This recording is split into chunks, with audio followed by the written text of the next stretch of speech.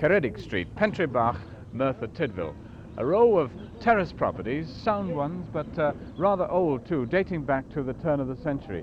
Many of them lacking basic amenities like an indoor bathroom or lavatory. But this morning at Ceredig Street, it's delivery day. Not milk or groceries though, but bathrooms. These are ready-made bathroom units, which the local council, aided by Welsh Office grants, decided to install here as part of a drive to improve the area.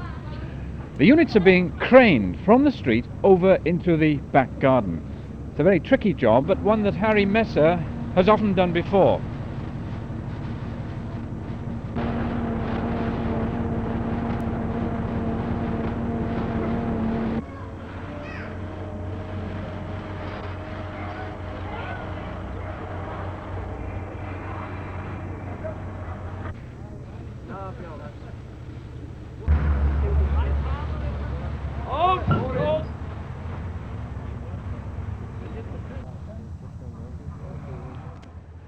Dick Owen, you're the executive director of the firm that makes these units. Is it always as difficult and complicated an operation as this? Well, we've worked this now to a very fine art. I think we've got the whole thing down to the last second.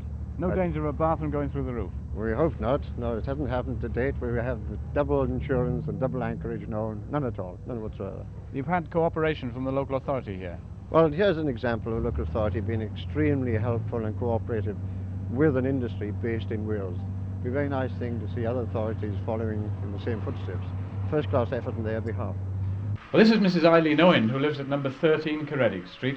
What do you do now when you want a bath? Well, this is the table we have our meals at, and then we lift the table up when someone wants a bath. That's our bath now. You've got to clear the table before having a bath. Yes, so we'll see it nice to have a bathroom. So what difference will the new bathroom make?